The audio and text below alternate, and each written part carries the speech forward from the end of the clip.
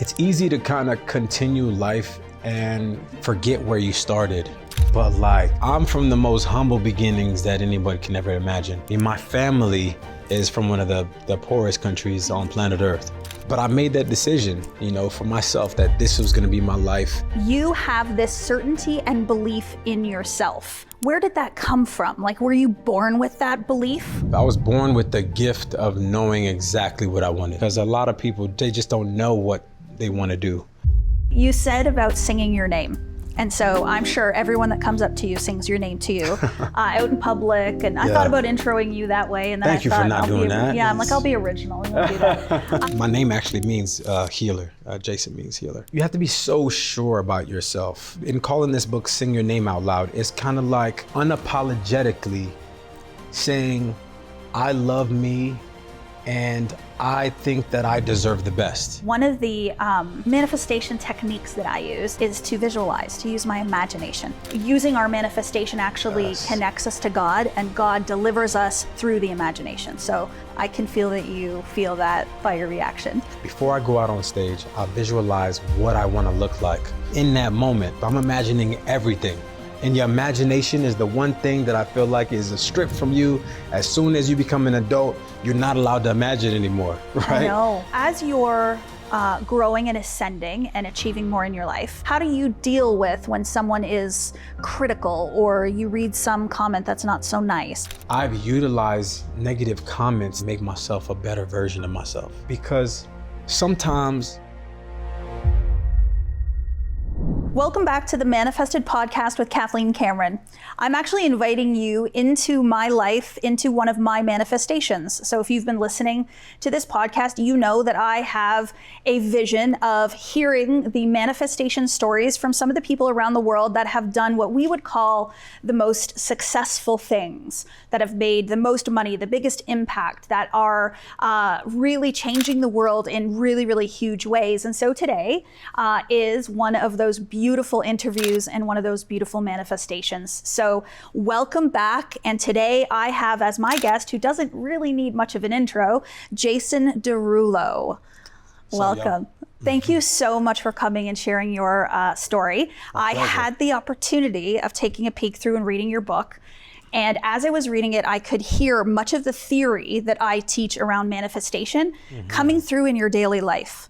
But I would love to know from you, what do you think manifestation is? How would you describe it? I actually learned about manifestation from my mom. And it was more of a religious thing for us, because in the Bible, it states that the tongue is really powerful. And whatever you say, whether it be negative or you say something positive, it will be the truth. The more that you speak positive on your life, the more positive things will come. The more that you speak negative on your life, those negative things will come. And so much so that I learned how to speak about myself. I learned how to watch what I say, because sometimes it's like those little simple things when we're just like, I can't believe I can't do this. Like, I just can't. Like, if you say that you can't, you really cannot. But I try to be really careful with how I speak about myself and how I speak on to the people that I care about as well. My philosophy of manifestation is a little bit different. I combine both like feminine energetics with the masculine energetics. So it's like the doing, the showing up, the grinding, the getting it done, but then it's also the feminine, which is kind of that softness, that spirituality, that letting, that surrender, that presence. So I define it as spirituality meets personal growth and development. I love it. So what I would love to know for you, is there a place for spirituality in your life and in your world, and how does that show up in your manifestations? Yeah, because for me, manifestation and the power of the tongue is all rooted in spirituality and all rooted from my beliefs in God. I believe that He's given us the power of the tongue, and it's up to us to utilize it appropriately. And I don't know that people really understand the power that it has. For me, when I'm speaking, and sometimes when I speak, other people around me would like think that I'm crazy, and have always throughout my whole life. When I say the things that I believe to be true, when I say the things that I'm manifesting, when I'm thinking about tomorrow, when I'm thinking about what I want for myself, when I'm thinking about what I want for my family, people think that I'm crazy. All the time though, like it's an everyday occurrence, from simple things like, like speaking about like my family, like my dad. I'm like, Dad, like you can like really get the muscle back that you had when you were in your 30s. Cause my dad used to be brolic. And I'm like, you should go back to the gym because this is for you. And he's like, nah, I'm too old. I'm like, no, you're not too. Stop saying that. But this is, an everyday occurrence that happens within my life. I always say that whatever you believe to be true will always be your truth. You will naturally just express that. Truth. But I love what you're saying about people thinking you're crazy. So one of the things I say all the time is that I'm living in the delusion. Until the delusion becomes my reality. So I will create this idea in the mind that's so wild and crazy and out there that outside of that, people are looking at me like, is she for real? But then eventually they're like, oh, okay, yeah, that makes sense. It happened. Yep. So for you, do you create these delusions and live from those delusions? Would you say that's what you do? 100%. And if I just take a look at my life, it's easy to kind of continue life and forget where you started, right? And forget what your dreams were before as they come true one by one by one by one. But like, I'm from the most humble beginnings that anybody can ever imagine. I mean, my family is from one of the poorest countries on planet Earth. And my life is not a story that people would believe to be true. If you looked at all the odds that were against me. But I made that decision, for myself that this was going to be my life. I was going to accomplish this, then I was going to accomplish this, and I was going to accomplish this. But I think one of the more important things is that I took it one day at a time. So it can be really daunting when you're looking at like a specific goal, when you're like, I want to be the greatest of this. I want to be the greatest of this of all time. That can be daunting. Like if you're a young kid and you're looking at this goal, it's like, how can I ever accomplish that?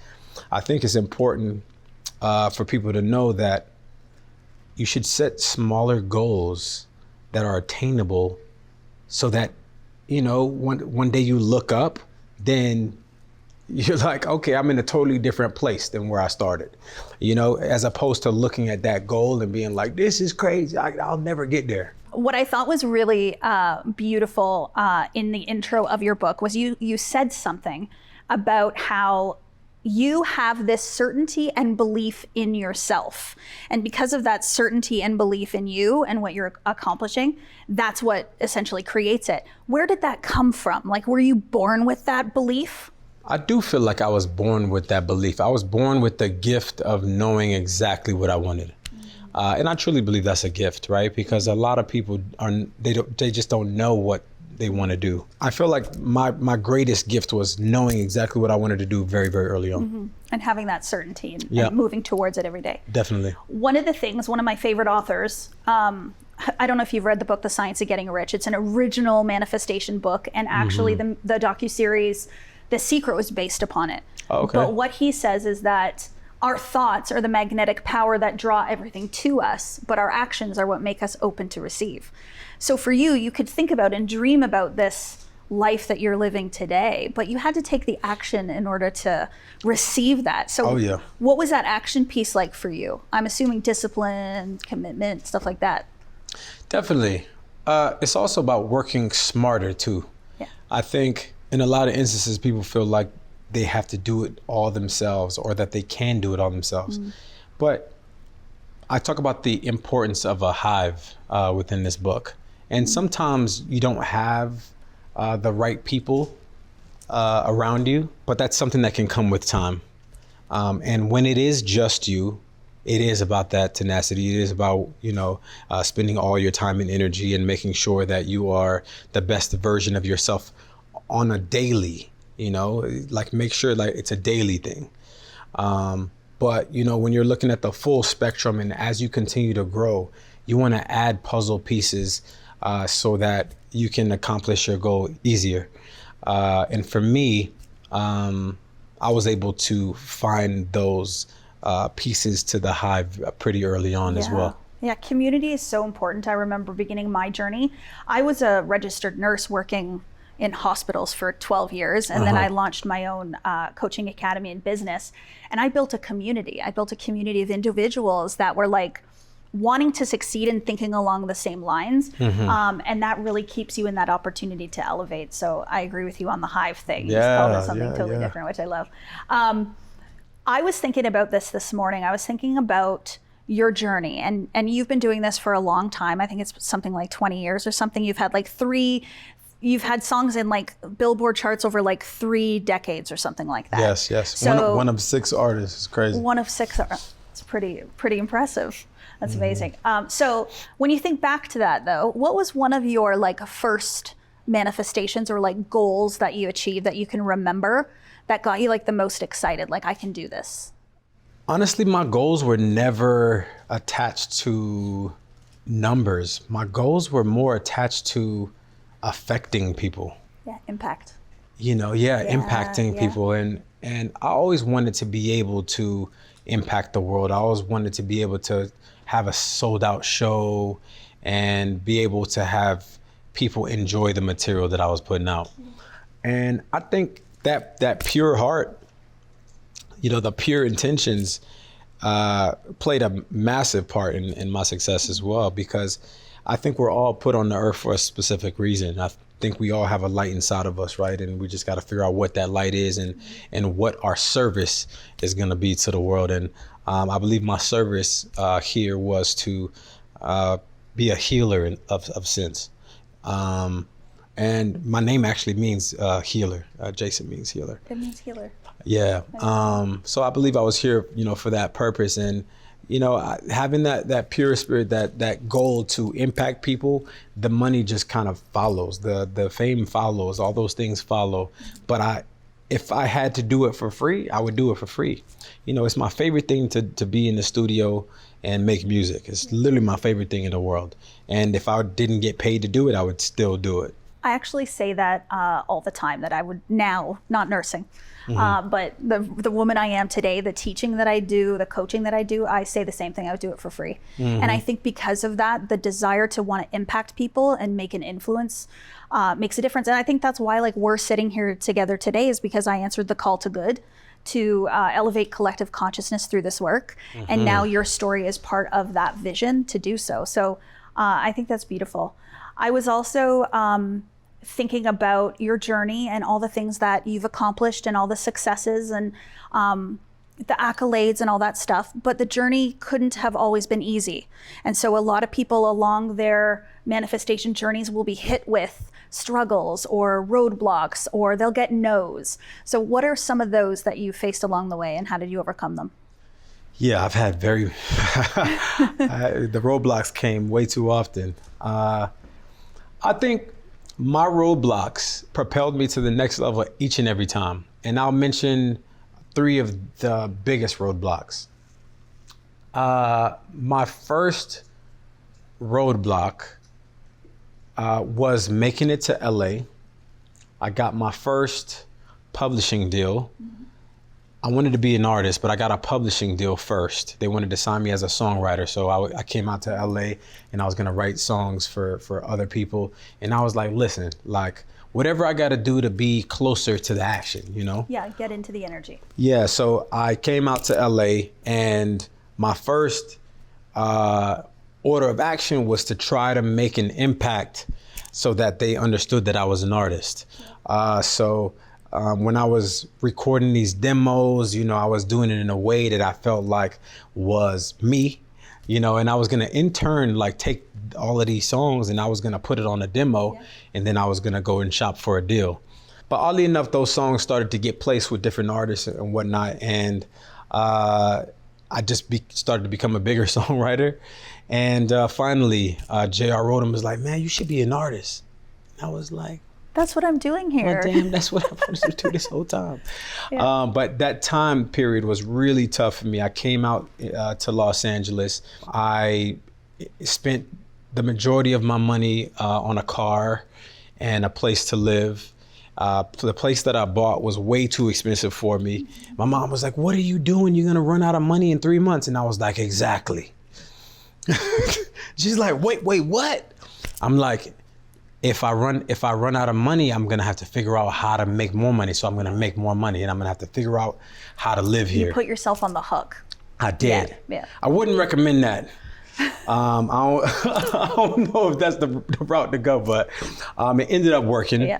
And I ended up getting that record deal, and then I was able to pay for my living. Yeah. The second big roadblock was in 2013, I believe. I broke my C2 vertebrae. Oh, wow.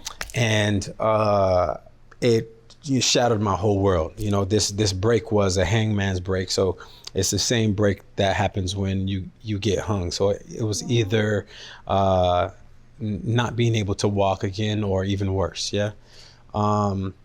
I was actually out for seven months. I had to have this neck brace. I wasn't able to shower myself. I wasn't able to tie my own shoes. I wasn't able to do anything for myself. And you talk about somebody that was on top of the world, and then everything was gone. I was preparing for this world tour. It was my biggest tour that was coming up at that time. And then I had to cancel the whole thing. And then I just didn't know where my life was gonna head. I didn't know what the future had for me at that point. And at my lowest low, I feel like I'm able to thrive when my back is against the wall. And I always rely on routine. So instead of feeling sorry for myself, or instead of, crying over, everything that's happened, I built a plan, and every single day I was going to follow the same exact thing. Woke up at the same time. I went to the studio at the same time. I worked out, whatever that meant, for a guy in a neck brace at the same time. And then I wrote songs for that specific amount of time every single day, same time every single day. And I relied on that routine. And in that routine, I was able to write my most successful album, 6 platinum songs off that particular album, when I was at my lowest low.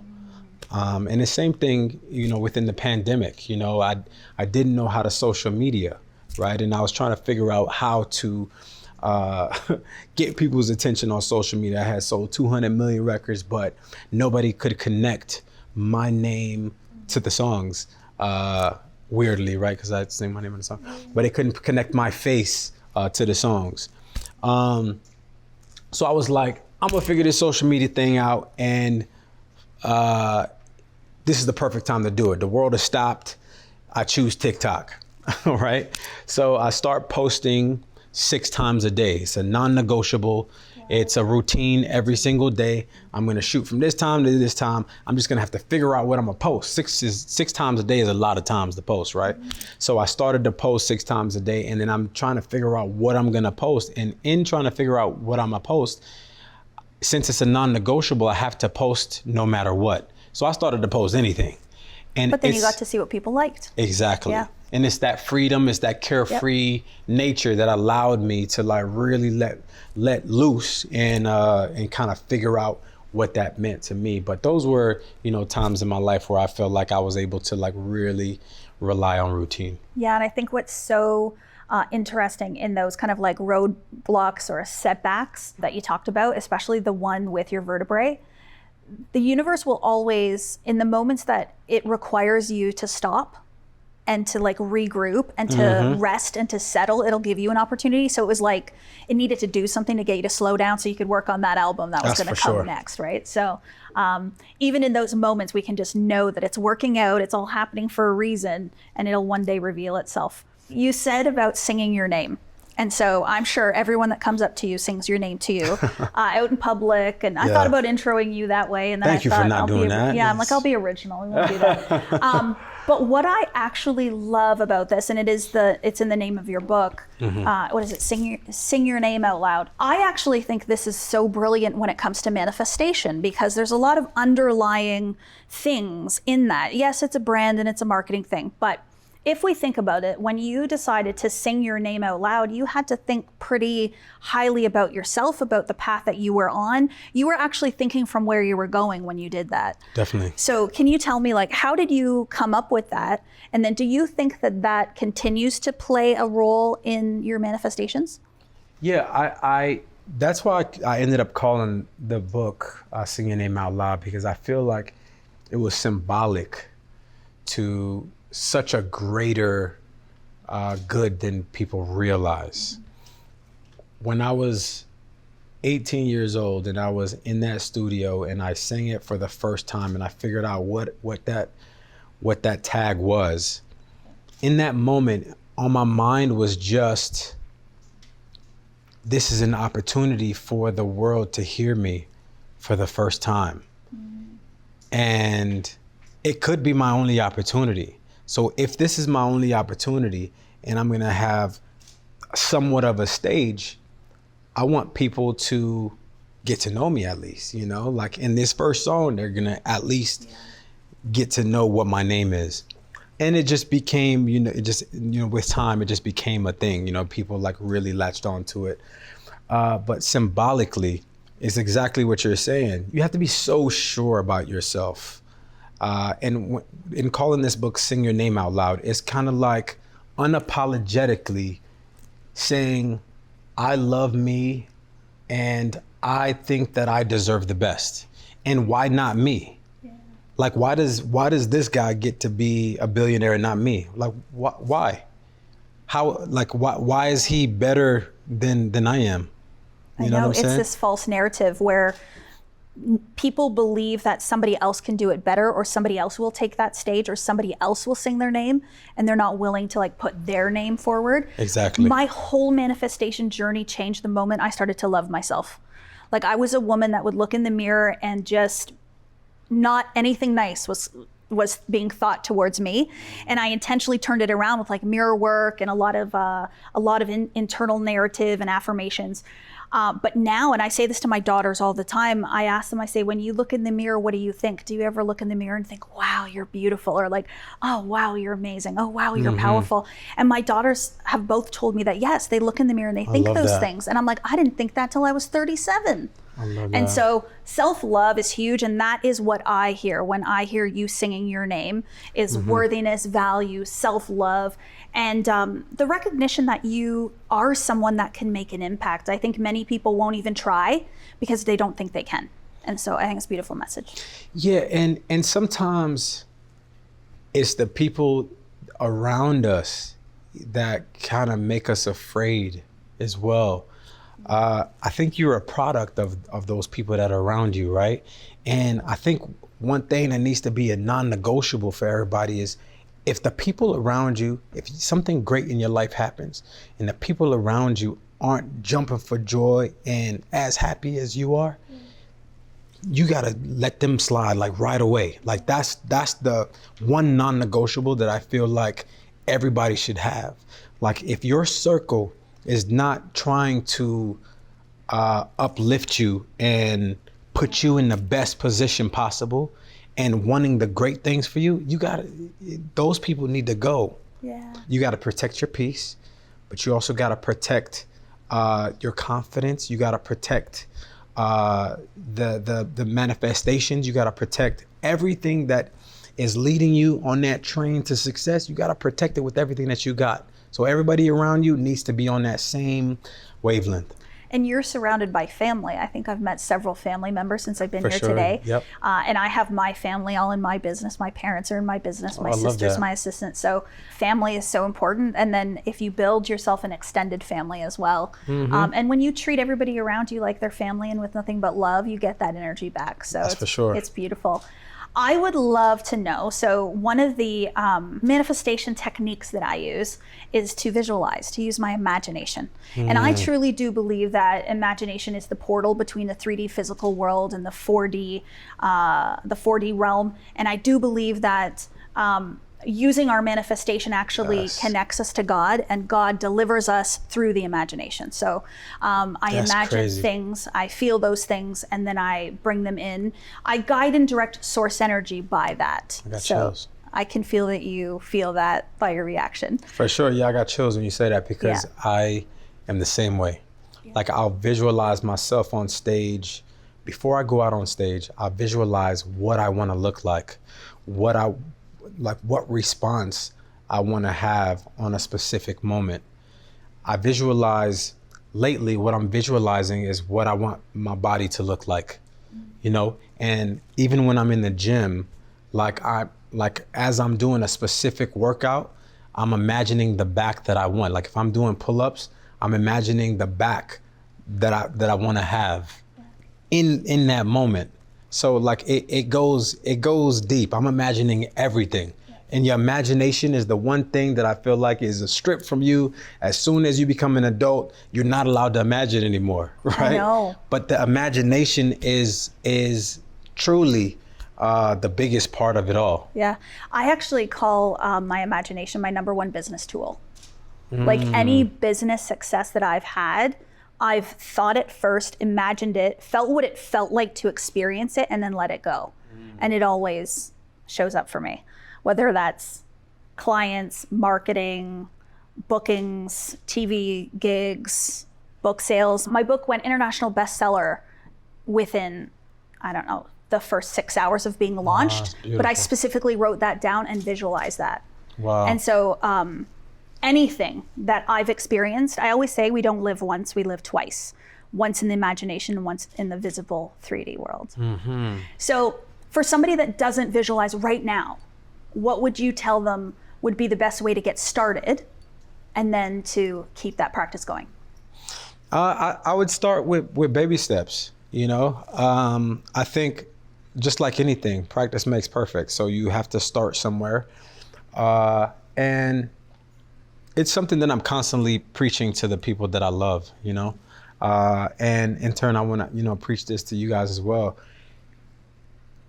All it takes is for you to start.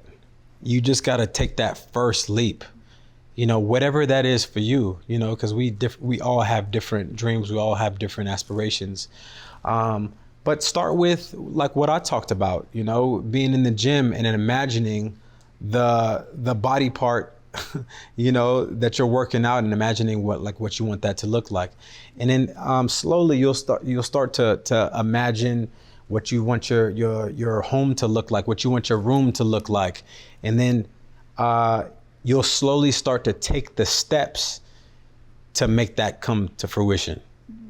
You know, I know what I need to do to my back. I know how much I need to work that back for that actually to happen. I know what I need to eat for that to happen. I know but as I imagine it, every single day it becomes closer and closer and closer. And, you know, like anything else, practice makes perfect. And a little bit of the theory behind that, the subconscious mind doesn't know the difference between what's actually real and occurring right now in this moment versus an imagined state. So when you are imagining yourself on stage in front of all of these people and it's never happened, the mind is actually believing in it, which means it's then reprogramming itself to believe that that's truth. And then we will naturally express ourselves based on that truth. So you'll start showing up that way and speaking like you're on this big stage doing all these things. So it is part of bringing that reality in. So for those skeptics that are like, oh, what's visualization going to do? It's reprogramming you. The other piece is it changes your vibration. So when I sit here and I'm kind of in a little bit of a funk and I'm not so happy, I'm vibrating on a lower frequency. And so I'm gonna call to me things on the lower frequency. But when I visualize myself being happy, joyful, successful, grateful, my vibration that I'm sitting in this moment will raise up, and then what I bring to me will literally change. The people will come to you and be kinder and nicer and all of that. So do you pay attention to your vibration? And do you understand how your vibration you're in every day impacts your physical 3D? 100%. So much so that if I'm in a funk, I will fake a smile just to be in a better mood, like all the time, by the way. So before I go out on stage, right? Like I don't get to have a funk. No, like, you can't. There's 20,000 people out in the audience. I don't get to be in a bad mood.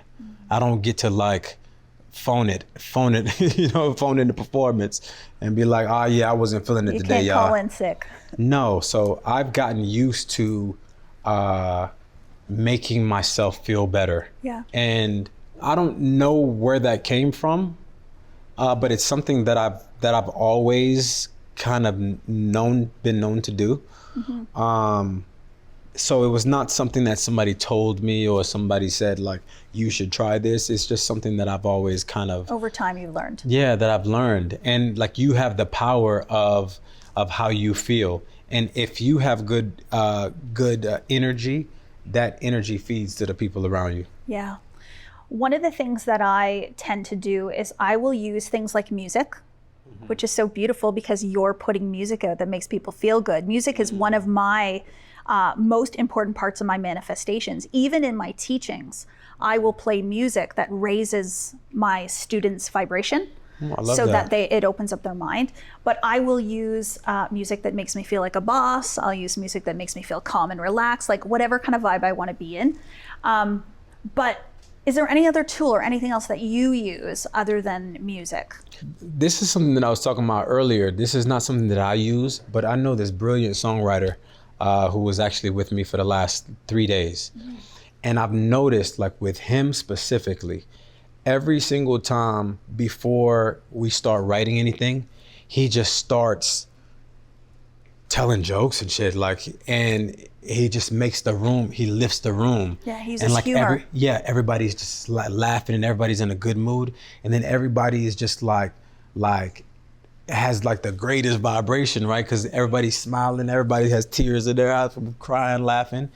And it happens every single time I work with him. And he's one of the biggest songwriters in the industry. And I thought that was so interesting that he utilizes humor to kind of just like equalize the room. You know, there's no egos, you know, nobody's intimidated by anybody. It was just like the great equalizer is humor. Yeah, he's putting them all in the same vibrational state. That's beautiful. So as you're growing and ascending and achieving more in your life, often people will have this fear of criticism, this fear of what other people will think of them, and fear of, you know, especially with the age of social media, fear of what people will say in the comments or in the DMs. So I'm sure you get a lot of really positive feedback, but I'm sure you also get the duality and you get the other side. So how do you deal with when someone is critical or you read some comment that's not so nice, or if you even read them at all? But so I talk about it in Sing Your Name Out Loud. I talk about negative comments, and I talk about how I've utilized negative comments to actually make myself a better version of myself. Because sometimes something that somebody says can sting, you know, it can hurt. But if you just take a step back and like look at the things that somebody says, maybe you can find something that will either give you motivation to do more, or maybe there's some truth in what they said and maybe like it can help you pivot and like do something else. yeah, Or sometimes it's just plain old hate and it's not really useful for anything. But I think you should be able to take all of those points and discern, like, can I use this? Can I use this? Can I use that? But I wouldn't put so much emphasis on the things that other people say. yeah, Because honestly, most people that are sending negative comments, I mean, think about what kind of person that is and what kind of, you know, hate they must have for themselves to be sending out a message like that. But I will say, like, for me, I've actually learned to discern the comments, and I learn a lot, you know, sometimes from negative comments. yeah. It's almost like you're using it as feedback For sure. to be able to kind of reframe and then grow and become a better version of yourself. Yeah, depending on what the comment is, you know. Yeah, I love that so much. My book is called The Best of Yourself. And the reason that I called it that was because I find over the course of my life, I was always trying to become a version of myself that the world would want me to be, or so I thought. So all the time I was like, okay, well, I'm gonna try to like lose weight so that I could be skinny, so that I could be successful. I'm gonna, you know, try to grow my hair out so that it looks better so that I can do this. Or I'm gonna get another degree so that I'd have another letter next to my name so I would be successful. but I never actually asked, like, what do I want? And like, who am I? And what does it mean for me to be my best? And I think stepping into my authenticity, which is the most magnetic energy in the universe, is what has led my life to quantum leap in the way that it has. And so I can feel an authentic energy coming from you and when I was reading your book. And so in a world that you're in now where there's so many eyes on you and there's so much success, how do you remain authentic to who Jason is? Life is really short. And I don't want to live my life for nobody else except myself and the people that are closest to me. And you got to be able to put yourself first, always. I ask people this question all the time when I'm trying to get a point across, and I ask them, "Hey, what's your mother's name?" And then they tell me their mother's name, and then I say, "What's your grandmother's name?" And then they tell me their grandmother's name, and then I say, "What's your great grandmother's name?" A lot of people cannot mention what their great grandmother's name is, and then I say, "What's your great great grandmother's name?" And there's nobody knows what their great great grandmother's name is. And then I say to them, so if you were just a couple of generations and you're forgotten, why are you worried about what they're saying in the comments? Yeah. Like, why are you worried about what something negative somebody says about you? Like, you need to live for right now. You need to live for yourself, because at the end of the day, this is your life. This is what you have. And when you're gone, you know, it's you're gone, you know? So for me, I always try to decipher what is good for me and what makes me feel good, what is going to enhance my life. When I'm thinking about business, when I'm thinking about time with my family, when I'm thinking about rehearsing, when I'm thinking about all of these things, I'm trying to figure out and balance what is right for the most happy life. Yeah. You know, it's not just about success. It's about the most joyful life that I can live while I'm here. Yeah. One of my favorite quotes is by an author called Thomas Troward. Mm-hmm. And he has he calls it like an essay called Yourself. And he says that there is a livingness in being yourself. So you actually come alive when you are being yourself. And I find the moments of my life that I am the happiest, the proudest, the most grateful is when I'm just being me. I love that. And that is the easiest, to just be yourself. That's for sure. So for the young kid that's working at Walmart right now that has a dream of becoming a musician, being an artist, being an actor, an actress, something along those lines, and they feel like their dreams are a little wild and crazy, but they have them, what kind of advice would you give them? I would tell them that they got to take the reins. Everybody is starting from a different place, right? And a lot of times we're looking at the people around us and we're like, okay, that person is doing that and they're more successful than me, and that person is doing that and they're a little more successful than me, or this person is not doing enough. But I would say focus in on yourself, then find that person that you feel like is the ideal kind of end goal. Yeah. Figure out the things that they did. Figure out the paths that they took, and start to adopt those things within your life. You know, I think that's a perfect way to start, because we're always trying to figure out like where to begin, like how do I start? It's really tough when you're by yourself and you're trying to find a path and you have nowhere to start. But if you have a starting point, you know, like for instance, Curry. So, okay, Curry shooting 500 shots a day. Okay, cool. Who am I to think that I'm only going to shoot 200 shots a day and I'm going to make it? How? So I know that if Curry's shooting 500, I probably need to be shooting 515. You know what I'm saying? So I always say, find whoever that picture is in your mind of that end goal, and chase like nobody's business. Yeah, that's really beautiful. And I think when you are inspired by someone, it's the most beautiful starting energy. And so I used to think inspired was just kind of like this feeling, okay, I'm inspired by you, thanks for that.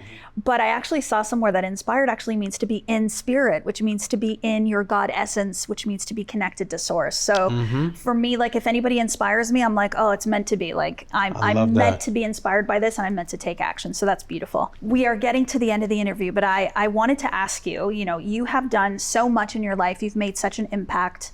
What's next for Jason Derulo? What are you manifesting next? I am so in a creative zone right now with music, more so than I have been in a very long time. And I feel like I've just been making the best music of my life at my present. And I'm really excited to share this new music. So that's next on the horizon. Yep. After this album cycle, which is called The Last Dance, I'm going to make a pivot and go into a totally different direction and starting to do more films and take that on.